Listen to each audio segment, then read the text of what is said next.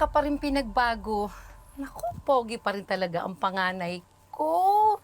Kwentuhan mo nga ako. Ano ba nangyari? Bigla kang umuwi. Ma, kasi 1 taon na akong walang trabaho sa Armenia. Naghahanap ako. Walang tumatanggap sa akin. Ma, pati yung ipon ko na dapat papadala ko sa inyo, nag-asus ko. Wala ako eh. Ikinukontak kita para i-update pero di kita makontak. Pero ma, parang ikaw ang maraming kikwento sa akin. Bakit ganito ang bahay?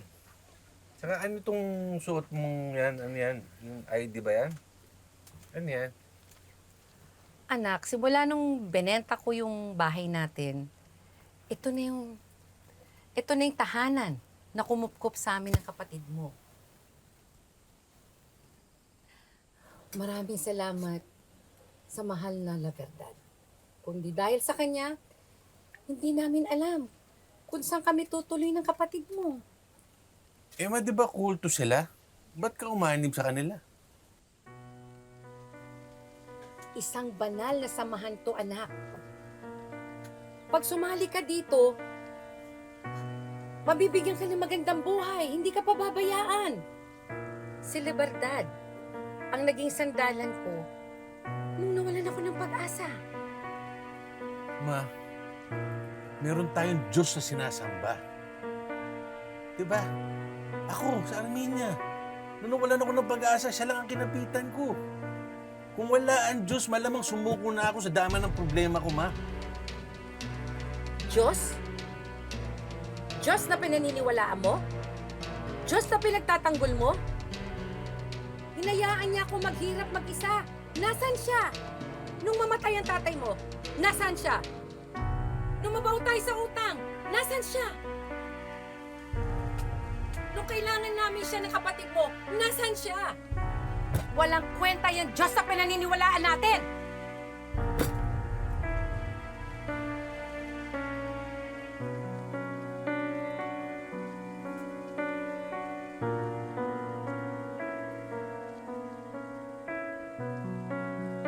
Hindi katulad ngayon. Lahat ng kailangan natin ay pinagkaloob ni La Verdad. Hindi niya ako pinabayaan. Dapat natin siyang pasalamatan. Dapat natin siyang purihin.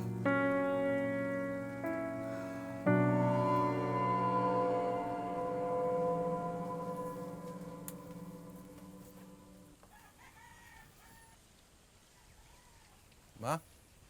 Si Ian.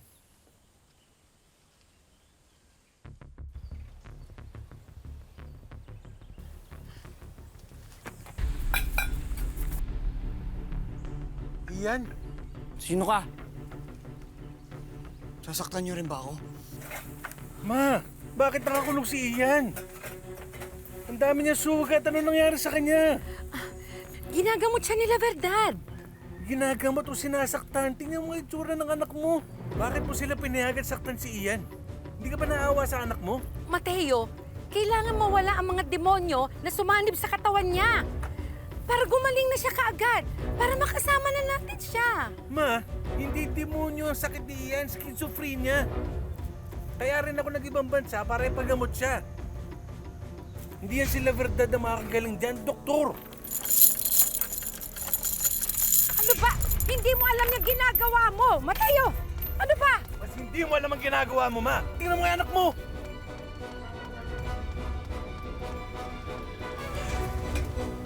Ian? Sino ka? Ian? Si Kuya Mateo, Ian. Sasaktan mo din ako?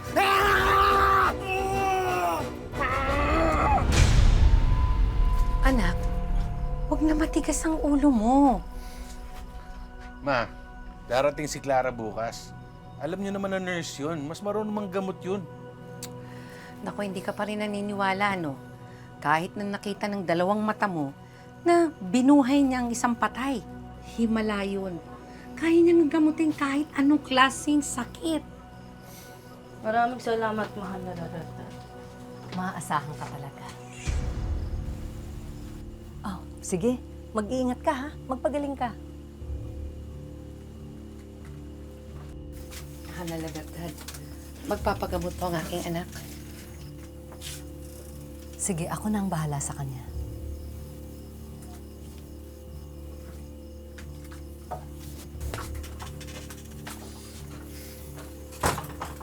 Inabisuhan ka na siguro ni Aurora. Hindi na ang kaluluwa ng kapatid mo ang nananahan sa kanyang katawan. 3 demonyo ang nagpapalitan ng paggamit sa kanyang katawan. Ginagalang ko po ang paniniwala ninyo, pero may sakit po sa pag-iisip ang kapatid ko. Hindi siya sinasaniba ng demonyo. Hindi ba mas demonyo ang taong nananakit at nangkukulong ng taong may sakit? Pinaparatangan mo ba akong pinahihirapan ko na walang dahilan ng kapatid mo? Kung sa bagay, binulag ka ng Diyos-Diyosan mong hangal. Pero hindi pa huli ang lahat. Sumapi ka sa aming samahan at ililigtas ka ng kataas-taasan. Hindi na ho. Ang Panginoon ko, hindi nang argabyado ng tao. Eh ikaw, yung Panginoon mo, ano? Lapastangan ka? Binabastos mo ba ang kataas-taasan? Ha? Ha? Binabastos mo? Napakasama mong tao. Ha? Ha? Ito dapat sa'yo. Ha? Ha? Ha?